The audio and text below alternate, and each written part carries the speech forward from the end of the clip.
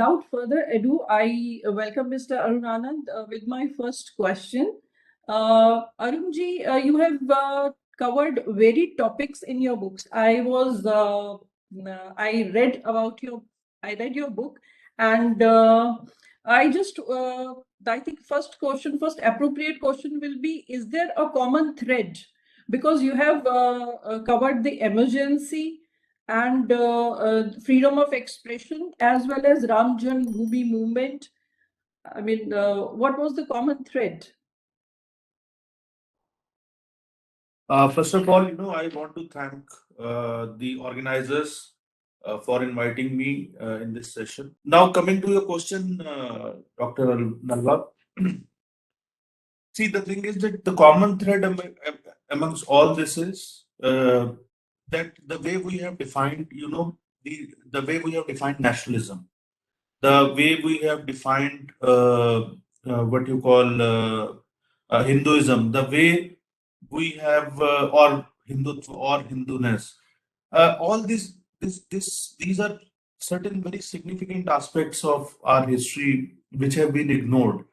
We have been able to we have been taught largely, हमें ये बताया गया कि वेस्टर्न फ्रेमवर्क जो है, लेफ्ट और कांग्रेस, इन दोनों का जो है वो बड़े पैमाने पर जो है वो हिस्ट्री लेखन के ऊपर कब्जा रहा।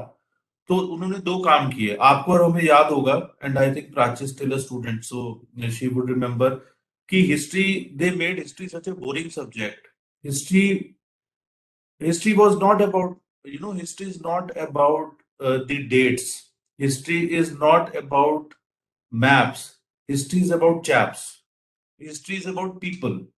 तो लोग जो है, आप जो हिस्ट्री पढ़ते हैं, वो सबसे बोरिंग सब्जेक्ट बेसिकली उसे बना दिया गया, जैसे कि सबसे इंटरेस्टिंग सब्जेक्ट होना चाहिए था, क्योंकि आप इतिहास से सीखते हैं और हमारा इतिहास तो बड़ा ही दिलचस्प है और बहुत प्रेरणादायी है। तो हमें क्या बताया गया इस पूरे इतिहास में कि हम बहुत ही दबे कुचले लोग हैं, हम अनपढ़ और गंवार लोग हैं, हमें बिल्कुल अकल नहीं थी, हम एक नेशन भी नहीं थे। अंग्रेज आए, उन्होंने हमें अपना, पहले तो जो मुगल आए उन्होंने हमें थोड़ी सभ्यता सिखाई, उसके बाद जो अंग्रेज आए उन्होंने एक नेशन का हमें जो है वो स्वरूप दिया। तो ये एक पूरा, और हमारा शौर्य और पराक्रम से कोई दूर दूर तक लेना देना नहीं है। हमारे जो मतलब हिंदुस्तानी है, जो वो पैदा इसलिए हुए हैं कि उन पर राज किया जाए। तो एक तो ये चीज, दूसरा 1900 से इस जो चीज को जो है वो तोड़ने की जरूरत थी कि एक्चुअल में रियलिटी क्या है, कि हम भी शौर्य और पराक्रम की भाषा जानते हैं। जैसे मैंने इसके अंदर एक 1967 में जो वॉर हुई थी इंडिया और चाइना की, 62 की वॉर के बारे में सब जानते हैं, लेकिन 67 की वॉर के बारे में कोई नहीं जानता। देखिए कमाल की बात है, 62 की वॉर में हिंदुस्तान की हार हुई, 67 5 साल के बाद ही हिंदुस्तान ने चाइना को बहुत ही जबरदस्त, जिसको आप कहते हैं, पिटाई की। सिक्किम के बॉर्डर पर हुई थी, और वो इसलिए बड़ी सिग्निफिकेंट थी कि जो आप नाथुला पास और इसके अलावा जो वो जो पूरा एरिया था चिकन नेक का जो है वो, अगर सिक्किम के बॉर्डर पर जो वॉर हुई, अगर हिंदुस्तान वो वॉर नहीं जीतता तो 1971 में आप बांग्लादेश की लड़ाई नहीं जीत, बांग्लादेश बनाने के लिए जो पाकिस्तान के साथ लड़ाई हुई, आप उस लड़ाई को नहीं जीत सकते थे। लेकिन हमें बताया क्या गया, हमें बताया गया कि हमें 62 की वॉर के बारे में बताया गया, हमारी 67 की वॉर तो हमारे पब्लिक डिस्कोर्स पे भी नहीं है। तो इस तरीके की, इसके अलावा इस देश के अंदर जैसे बहुत बड़ी एक डिफाइनिंग मूवमेंट चली, राम जन्मभूमि मूवमेंट, लोगों ने उसको सिर्फ पॉलिटिकल पर्सपेक्टिव से देखा, लेकिन राम जन्मभूमि मूवमेंट कैसे खड़ी हुई, उसको खड़े करने वाले लोग कौन थे, हु आर द पीपल। तो इसमें जैसे एक चैप्टर है कि 10 unsung heroes of Ram Janmabhoomi movement. See, people can hate this movement, people can love this movement, but people cannot ignore this movement. It has redefined, the polity. It has redefined the public discourse. It has redefined a lot of other things in, India.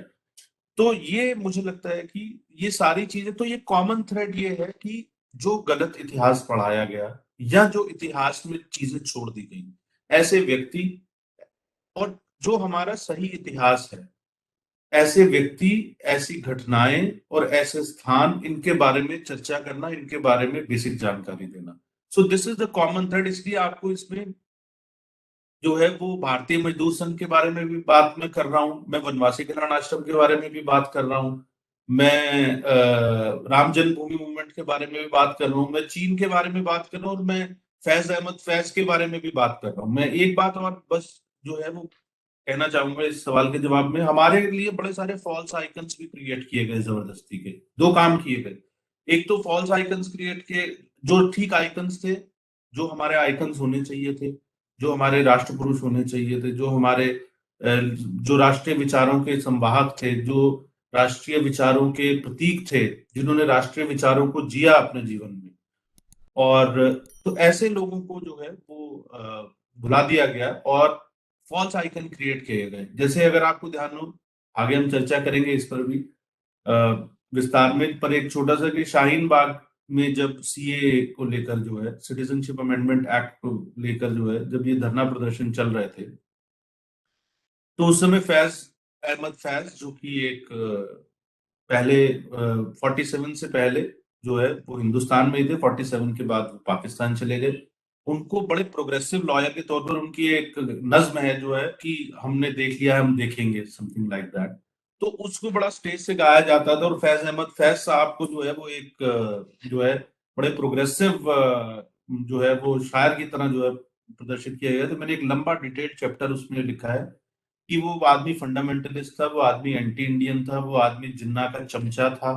जो है मुझे इस बात को कहने में कोई हर्ज नहीं है, थोड़ी हार्श लैंग्वेज है, but he was sycophant and he was basically hardcore fundamentalist. और उसको जो है वो हमारे यहाँ पे जो है प्रोग्रेसिव उसका वो बताया जा रहा है कि ये तो जी बड़े प्रोग्रेसिव थे, बड़े प्रगतिशील थे, बड़े फॉरवर्ड लुकिंग थे। तो ये सब चीजें जो है हमें जो है वो बस्ट करने की जरूरत है।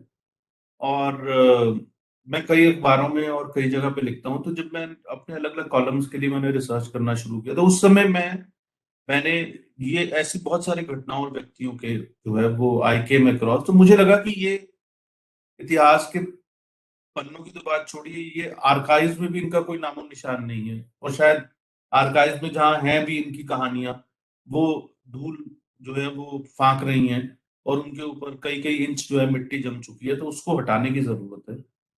और इसीलिए मैंने एक ये छोटा सा जो है प्रयास किया। और मैं कोई प्रोफेशनल हिस्टोरियन नहीं हूँ, पर मेरा एक ये भी मानना है, हो सकता है कि व्यूअर्स में कुछ प्रोफेशनल हिस्टोरियंस हो, उन्हें इस बात को लेकर थोड़ा ऑफेंडेड शायद फील हो, पर मेरा पिछले कुछ समय से ये अनुभव रहा है कि जो प्रोफेशनल हिस्टोरियंस हैं उनके साथ एक समस्या ये है कि वो बैगेज है उनके ऊपर एक एकेडमिक फ्रेमवर्क का, जो वेस्टर्न फ्रेमवर्क। हमारे ऊपर जो हम मैच्योर हिस्टोरियंस हैं, हमारे ऊपर ऐसा बैगेज नहीं है। तो उससे क्या है कि हम ज्यादा फ्रीली जो है वो चीजों को ज्यादा न्यूट्रलिटी के साथ, ज्यादा ऑब्जेक्टिविटी के साथ चीजों को देख पाते हैं। हम किसी एकेडमिक फ्रेमवर्क में उसको बांधने की कोशिश नहीं करते। मैंने ये जो किताब भी है, it has largely been written you know for, वैसे तो सभी एज ग्रुप्स के लिए है, और लेकिन किताब का फॉर्मेट इस तरीके का है कि छोटे चैप्टर्स हैं, 4 से 5 पेज का एक चैप्टर है, लगभग 30-32 कहानियां हैं जो इतिहास के अलग अलग पक्षों को जो है दर्शाती हैं। तो ये अ, अच्छा इंटरेस्टिंग लगेगा, एनेक्डोटल है घटनाओं। और इससे एक ये भी मैंने एक चैलेंज लिया है, क्योंकि मैं खुद हिस्ट्री पढ़ा हूँ स्कूल में बाकी लोगों की तरह।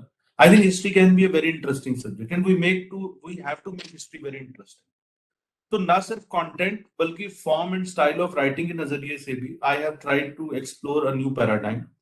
और शायद अगर इस पैराडाइम से अगर लोगों को अच्छा लगता है, और भी लोग इसी पैराडाइम पे काम करेंगे, तो मुझे लगता है कि हम हिस्ट्री को एक अच्छा इंटरेस्टिंग सब्जेक्ट जो है अपने स्टूडेंट्स के लिए भी बना सकते हैं, स्पेशली यंग स्टूडेंट्स जो स्कूल स्टूडेंट्स हैं, क्योंकि उनको ठीक इतिहास जो है वो जानने की बड़ी जरूरत है।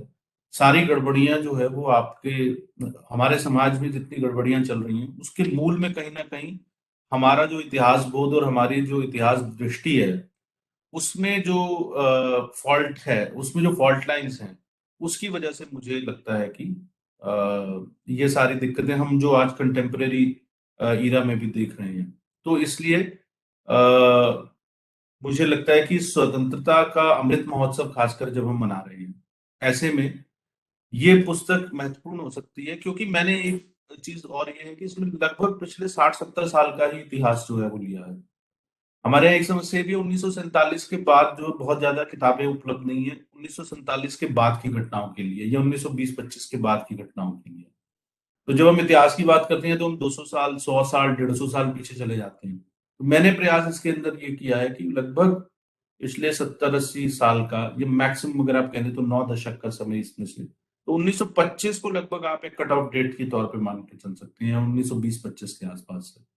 तो ये एक प्रयास है कि जो कंटेम्परेरी चीजें हैं उनको भी, क्योंकि ये भी हमारी हिस्ट्री है, ये हमारी रिसेंट हिस्ट्री है।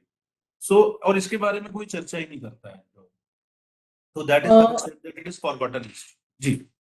ओके, हाँ, तो आपने मेरे सेकंड क्वेश्चन का लगभग आंसर दे दिया है कि why do you call your book forgotten history of India. आप अगर इसमें कुछ और जोड़ना चाहते हैं तो प्लीज गो अहेड, नहीं तो मैं थर्ड क्वेश्चन की तरफ आती हूँ। बताइए। देखिए ऐसा है कि मैं इसमें सिर्फ एक चीज ये जोड़ना चाहता हूँ, मुझे लगता है कि इस देश के अंदर एक टेम्पलेट बन गया है कि जो लोग भी इतिहास को दोबारा देखने की बात करते हैं या जो विस्मृत इतिहास है उसको दोबारा जनता के सामने लाने की बात करते हैं, वो सारे के सारे रिवाइवलिस्ट हैं, वो सारे के सारे प्रतिक्रियावादी हैं, वो सारे के सारे फंडामेंटलिस्ट हैं। वो इस देश की वो सो कॉल्ड जो गंगा जमनी तहजीब है उसको जो है वो समाप्त कर देना चाहते हैं।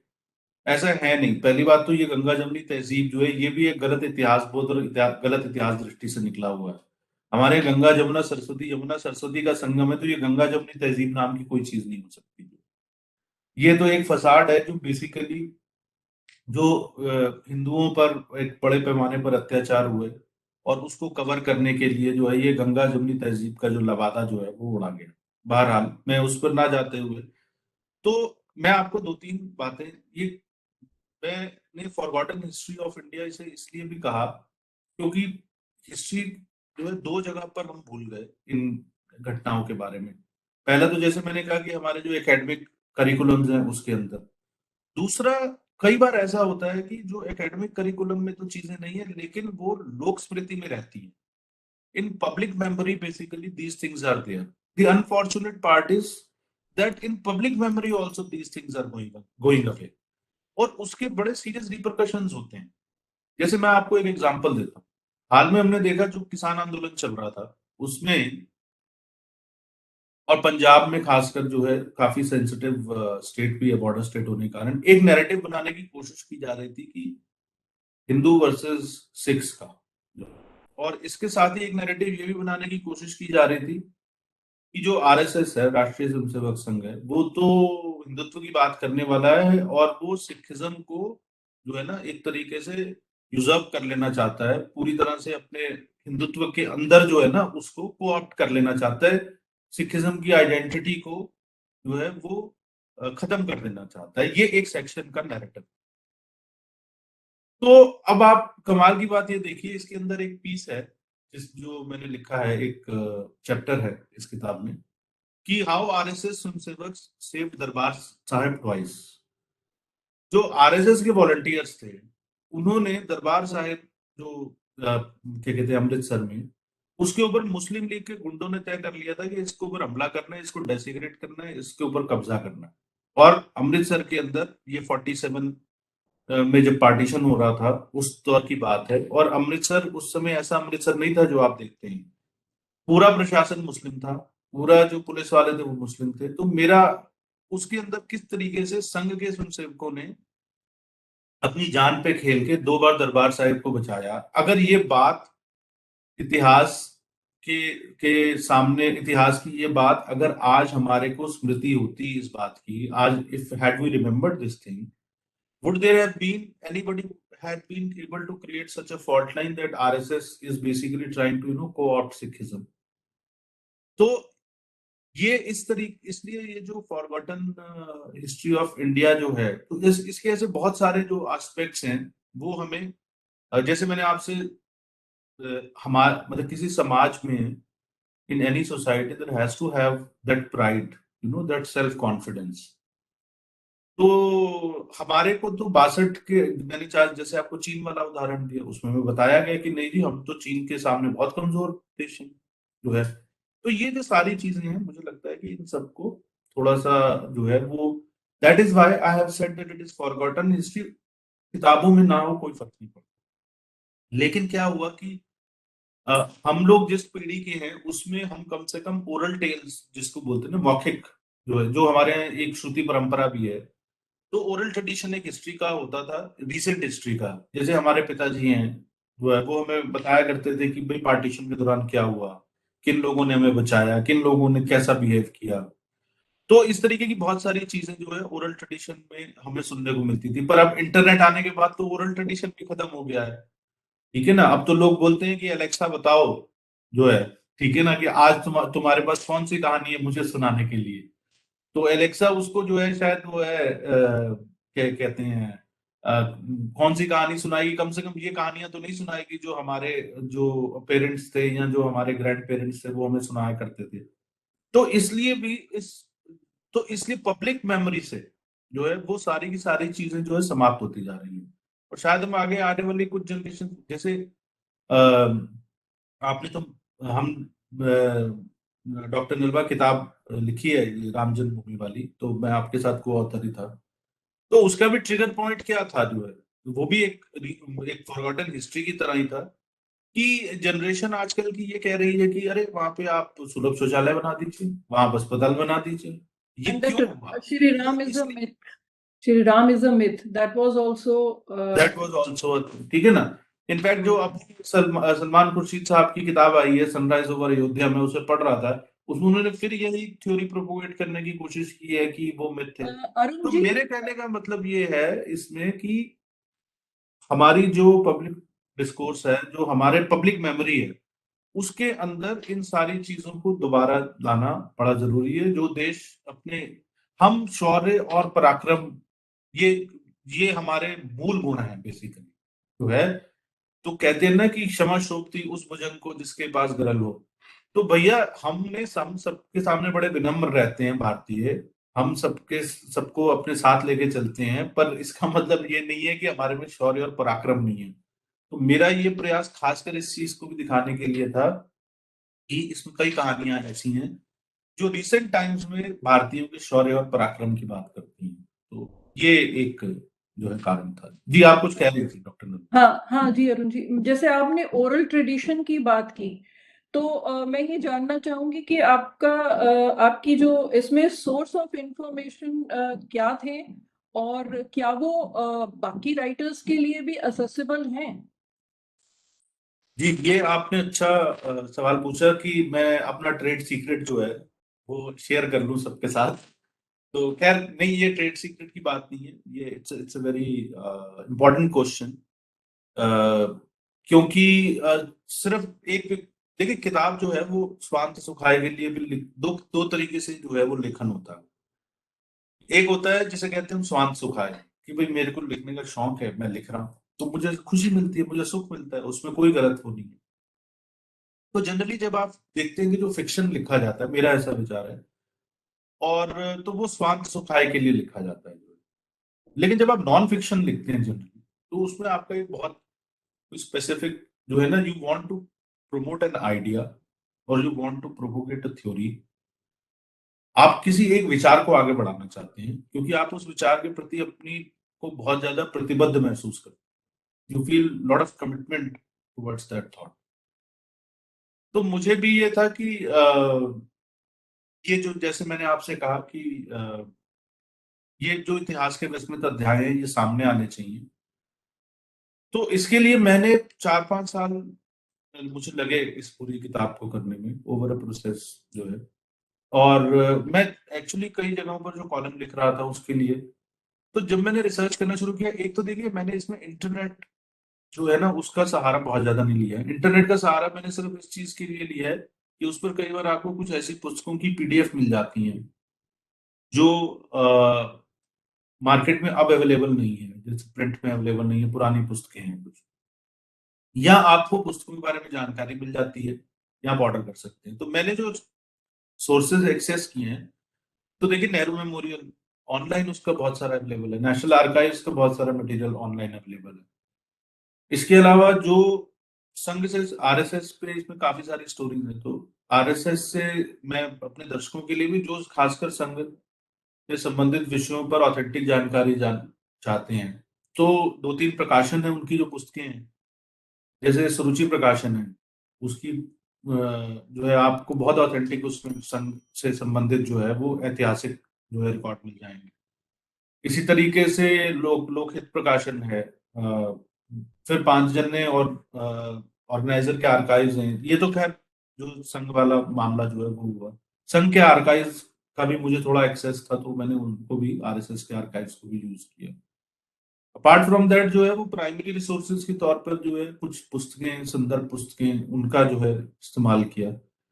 तो मैं अपने जो जो भी लोग इन विषयों पर लिखना चाहें, मैं सिर्फ उनसे एक ही बात ये कहना चाहता हूँ कि देखिए, बहुत सारी जानकारी ऑलरेडी अलग अलग एस्पेक्ट्स में डिटेल में लोग बहुत सारी रिसर्च कर भी चुके हैं। आप उस रिसर्च को एक्सेस कीजिए, उस रिसर्च में जो है, और लेकिन ये रिसर्च बिखरी हुई जो है बहुत सारी जगहों पर। तो आप थोड़ा सा जो है उस रिसर्च को एक्सेस कीजिए। अगर आप उसको, if you can put together these different pieces of this jigsaw puzzle, you can really create a big picture। तो वो वैसा आप कर सकते हैं। तो इसलिए और एक मैंने जो बड़ा सिंपल तरीका मेरे लिखने का है और रिसोर्सेज का, कि मैं जैसे कोई किताब पढ़ रहा हूँ, तो मैं उस किताब में जो एंड नोट्स होते हैं, रेफरेंसेस होते हैं, उसके अंदर कुछ प्राइम सोर्सेज उन्होंने दिए होते हैं, तो मैं उनको एक्सेस करता हूँ। जब मैं उन्हें एक्सेस करता हूँ तो उसके अंदर फिर कुछ और दिए होते हैं रिसोर्सेज, तो मैं उन्हें एक्सेस करता हूँ। तो ये चेन है basically. So finally you are able to read, तो आप ओरिजिनल प्राइमरी सोर्स तक जो है वो पहुंच जाते हो। इसमें एक चीज का क्वेश्चन करना, और बहुत सारी चीज तो वेबसाइट पर, कुछ चीजें जो ऑफिशियल वेबसाइट्स हैं उन पे अवेलेबल है। जैसे फैज अहमद फैज पे जो मैंने पीस लिखा है, उसमें लार्जली जो रिसोर्स एक्सेस किया है, फैज अहमद फैज पर एक ऑफिशियल वेबसाइट पाकिस्तान ने बनाई हुई है, तो उसको मैंने जो है एक्सेस किया है। इसी तरीके से जैसे आरएसएस के बारे में अगर आपने जानकारी, उसके रेजोल्यूशंस जो हैं, या आरएसएस की एक्टिविटीज के बारे में बहुत सारी जानकारी अगर आपको चाहिए, तो वो आरएसएस की ऑफिशियल वेबसाइट पे अवेलेबल है। दत्तोपंत ठेंगड़ी पर मैंने एक पीस इसमें लिखा है, जो भारतीय मजदूर संघ के संस्थापक थे। उनकी भी एक ऑफिशियल वेबसाइट है दत्तोपंत ठेंगड़ी की। यहाँ पे वीर सावरकर जो है, उनपे मैंने एक पीस इसमें लिखा है। बड़ा इंटरेस्टिंग पीस है कि लेफ्ट के जितने लोग हैं वो सावरकर जो है, वीर सावरकर, उनको एक्यूज करते रहते हैं किसी न किसी चीज के लिए। और जब हेग में अंतरराष्ट्रीय न्यायालय में एक मुकदमा चला था, सावरकर को जब अवैध तरीके से ब्रिटेन ने फ्रांस के बंदरगाह से गिरफ्तार कर लिया था, तो उसमें उनको डिफेंड कर रहे थे कार्ल मार्क्स के जो है original grandson, real grandson, real grandson उनको डिफेंड कर रहे थे, और वो खुद भी फ्रांस के बड़े सोशलिस्ट लीडर थे। और उन्होंने सावरकर और हिंदुत्व की बहुत तारीफ की। वो पिटिशन जो है वो savarkar.org पर अवेलेबल है। तो बहुत सारी चीजें ऐसी हैं कि, और वो फ्रेंच में था, उस फ्रेंच का अंग्रेजी अनुवाद भी उस पर अवेलेबल है। तो बहुत सारी चीजें ऐसी हैं जो कॉन्स्टिट्यूएंट असेंबली की डिबेट्स हैं, वो आपको ऑनलाइन अवेलेबल है। तो ऑनलाइन कुछ ऑथेंटिक सोर्सेज आपके पास वो हैं, पर कृपया करके विकिपीडिया को ना रेफर करें। ये मेरा आग्रह है जो लेखक हैं। और आप जिस भी सोर्स को रेफर कर रहे हैं, मैंने उसका रेफरेंस उसके अंदर देने की कोशिश की है, तो उसका रेफरेंस भी वो देने। और जो है, तो ये एक थोड़ा सा, एक और मैं जो क्वेश्चन करना चाहता हूँ जो अपने सहयोगी उनसे, देखिए क्या है कि ओरिजिनल हमें प्राइमरी सोर्सेस, एक कारण ये भी होता है कि अगर हमें उनकी खोज करनी प्राइमरी सोर्सेस की, जैसे मान लीजिए कि मैंने एक अशोक सिंघल पर पीस लिखा है, तो जो पीस मैंने अशोक सिंघल पर लिखा है, उस पीस में अ, अगर अशोक सिंघल ने कुछ कहा और उन्होंने हिंदी में एक कमेंट किया था, उस हिंदी कमेंट का फिर इंग्लिश ट्रांसलेशन हुआ। अगर मैं उस इंग्लिश ट्रांसलेशन से फिर, या मान लीजिए उन्होंने एक इंग्लिश इंग्लिश में कमेंट दिया था, तो वो इंग्लिश कमेंट का हिंदी में ट्रांसलेशन हुआ, जो है उस हिंदी का ट्रांसलेशन मेरे सामने आया और मैं उसको फिर से इंग्लिश में कन्वर्ट कर रहा हूँ।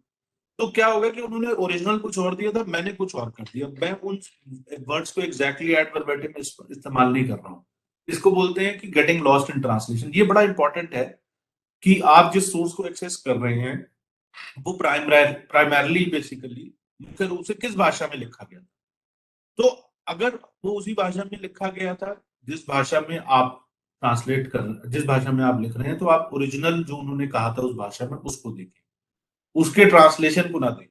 तो ये एक बहुत जरूरी चीज रहती है करने में। अदरवाइज जो है वो कई बार जो है वो अर्थ का अनर्थ हो जाता है इसी सिलसिले में। जी डॉक्टर। हाँ अरुण जी, एक ये भी बात बार बार उठ के आती है कि ये हम rewriting of history, so is your book is also an effort towards that? देखिए ऐसा है, रीराइटिंग ऑफ हिस्ट्री तो तब होगी पहले एक बार लिखी तो जाए, ठीक है ना। तो मैं ये कहूंगा कि ये रीराइटिंग ऑफ हिस्ट्री नहीं है, this is as I said forgotten history. जो है फॉरगॉटन का मतलब कि ये हिस्ट्री लिखी ही नहीं गई, मतलब इस विषय में स्ट्रक्चर्ड तरीके से सारे फैक्ट्स को जो है वो सामने नहीं रखा गया। और रीराइटिंग ऑफ हिस्ट्री का मुझे एक चीज, लेकिन मैं फिर भी और मैं ये भी मानता हूं कि रीराइटिंग ऑफ हिस्ट्री होनी चाहिए, क्योंकि जो हिस्ट्री हम पढ़ रहे हैं वो हिस्ट्री वेस्टर्न थॉट प्रोसेस की है, वो हिस्ट्री कॉलोनियल फ्रेमवर्क वालों की है, और वो भारतीय इतिहास दृष्टि से नहीं लिखी गई है। देखिए आज भी आप ये देखिए, हम लोग एडी और बीसी, है ना, जो है, मतलब कि हम क्राइस्ट जो है, मतलब हम भारत का इतिहास पढ़ रहे हैं, हम भारत के इतिहास को जो समय काल सीमा में कैटेगराइज करते हैं, भाई उसे हमें विक्रमी संवत और शक संवत में करना चाहिए। हम कर रहे हैं उसको एडी और बीसी के अंदर, क्यों कर रहे हैं भाई? हमारा इतिहास जो है वो उनसे 5,000 साल पहले का है, कम से कम। तो और आप उसको कह रहे हैं कि जो है और इसी वजह से ये कंफ्यूजन कि महाभारत हुआ था कि नहीं हुआ था, हुआ था तो कब हुआ था, रामायण जैसे आपने कहा कि मिथ तो नहीं है भगवान राम, जो है। तो ये जो सारे कंफ्यूजन है उसके होने का एक बहुत बड़ा कारण ये भी है कि हमें फंडामेंटल जो फ्रेमवर्क है हमारे यहाँ पे, जो इतिहास लिखने का, इतिहास को पढ़ने का, इतिहास को पढ़ाने का, सबसे पहले तो उसी के ऊपर काम करने की जरूरत है। भाई हम अपने देश और के हिसाब से, अपनी जो हमारी सभ्यता है उसके हिसाब से जो है हमें कैटेगराइजेशन करना चाहिए ना।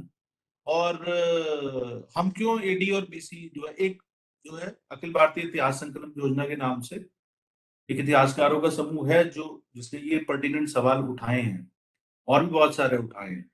और मैं आपसे इसलिए कह रहा हूँ कि अभी हाल में 24 नवंबर को लाचित बरफुकन, जो असम के एक बहुत बड़े योद्धा थे, उनकी जयंती थी। लाचित बरफुकन का नाम ही नहीं सुना किसी, औरंगजेब का नाम सब जो है वो गा रहे हैं। उसने उसने लाचित बरफुकन ने मुगलों की इतनी पिटाई की जो है। और आप जो है उत्तर पूर्व के बारे में हमारे यहाँ कहाँ इतिहास में पढ़ाया जाता है, कोई सांस्कृतिक इतिहास जो है। और वो भारत जो भारतीय सभ्यता है उसका, जो हिंदू सभ्यता उसका अभिन्न अंग थे, इसके बारे में कहाँ हमें पढ़ाया जाता है? लाचित बरफुकन के बारे में, रानी गांधी के बारे में कौन पढ़ा रहा है? तो क्यों ना इतिहास को दोबारा लिखा जाए, मतलब हम जो है वो सिर्फ बाबर, औरंगजेब, जहांगीर, हमारा जो है वो पूरी इतिहास दृष्टि क्या इन्हीं के आसपास रहेगी, या हम कोई लचित बरफुकन के बारे में भी जानेंगे, हम कोई रानी गांधी के बारे में जानेंगे, हम कोई तानाजी मालसुरे के बारे में जानेंगे? तो ये जो सारी चीजें हैं, तो मुझे लगता है the Irfan Habib and the Romila Thapar and the Bipin Chandras, basically they have destroyed the Indian history, and we need to basically get this history out of their clutches. मैं इसमें एक आपको बड़ा इंटरेस्टिंग अपने दर्शकों को बताता हूँ।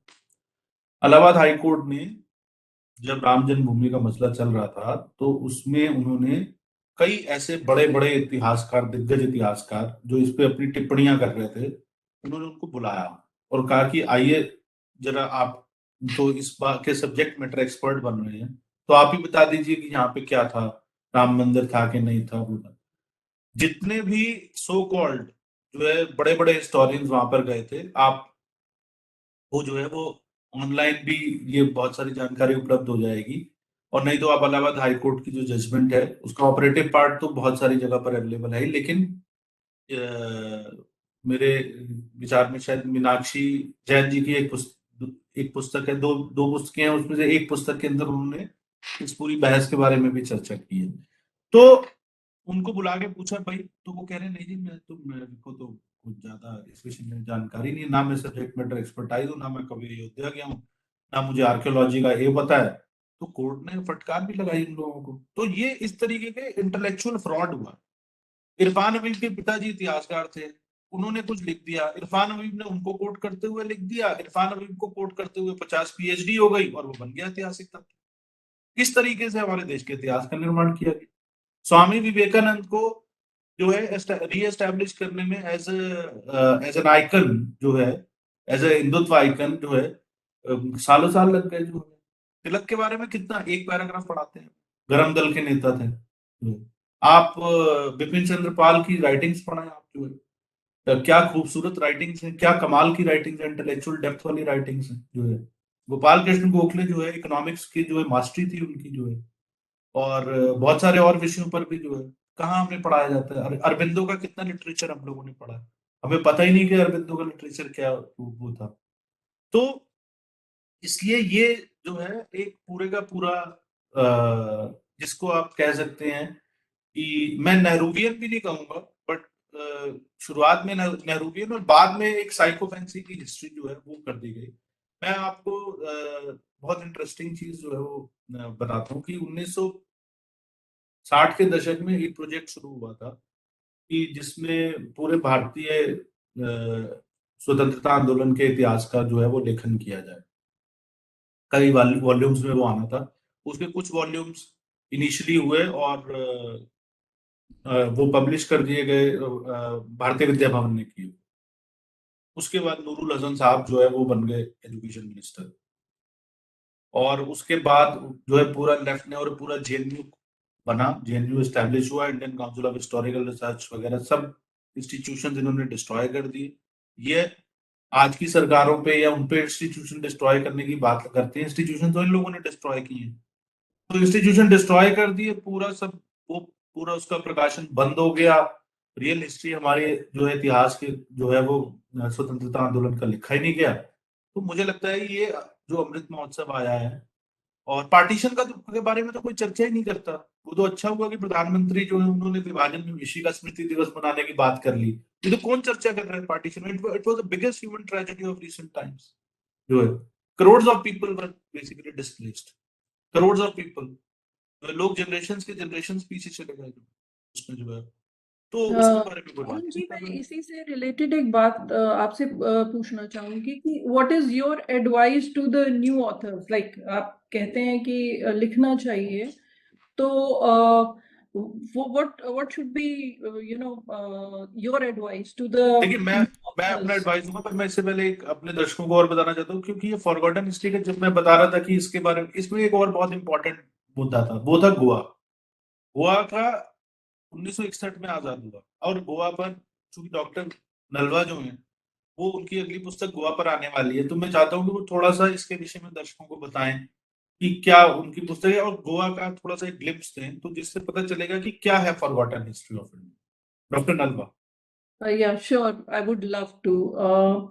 See, India got independence in 1947, but there was some territories which were still under the control of colonial power.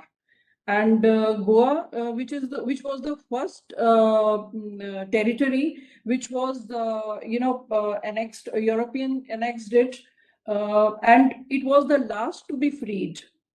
So it has one of the finest harbors in the world. It was protected, naturally protected from storms, and it was easily defensible. And it transformed the Portuguese influence in the east. So हम क्या है कि we find many chronicles and accounts of foreign travelers, historians. They talk about how and when Goa was invaded, but they don't tell about what we lost, what Goa lost, what was the repercussions of the invasion, what was the loss in terms of the culture and the civilization. So there was a political subjection तो थी ही थी, साथ साथ में उस 4 centuries के more than 4 centuries के rule ने गोवा को उसमें गोवा रिलीजियस परसिक्यूशन से गुजरा, रेशियल डिस्क्रिमिनेशन से गुजरा, और साथ साथ जो फोर्सिबल कन्वर्जन हो रहे थे, बिकॉज जो पोर्टुगीज रूल था वो उस टाइम वो एक्सपेंशन ऑफ क्रिश्चियनिटी की पॉलिसी पे चल रहा था. तो my book it starts with the origin of Goa and its adjoining areas. उधर से शुरुआत होती है. It is related to, it is very much related to legend of Parshuram जी. और उससे लेके पूरा इंक्विजिशन, कन्वर्जन और जो डायनेस्टीज थी गोवा की, जिन्होंने गोवा पर वो किया था, रूल किया था, वहाँ के लोगों का पोर्तुगीज शासन में क्या स्थिति थी उसको लेके. And it is about inquisition के ऊपर, और जो पॉलिसीज जो पोर्तुगीज गवर्नमेंट जो वहाँ इतनी दूर बैठ के जो पॉलिसीज बनाती थी चर्च की गाइडेंस से, उसका यहाँ के लोगों पर क्या असर पड़ता था, कहाँ उनकी संस्कृति, उनकी सिविलाइजेशन कहाँ डैमेज हो रही थी. तो ये चीज मुझे बहुत जरूरी लगी. एक छोटा सा हिस्सा है गोवा भारत का, पर अभिन्न और बहुत ही सुंदर वो है, पार्ट है, टेरिटरी है. So that was the reason that I wanted to write on Goa. So my book will have tectonic movement of tectonic plates to the movement for liberation. So it will have the whole history. I have tried to put in everything, and the denationalization of people of Goa. How they उनको कैसे वो दूर किया गया उनकी सभ्यता, उनकी संस्कृति से. Subscribe to Nation Next YouTube channel and press the bell icon to get regular updates from Nation Next. Also like Nation Next Facebook page and follow us on Instagram and Twitter.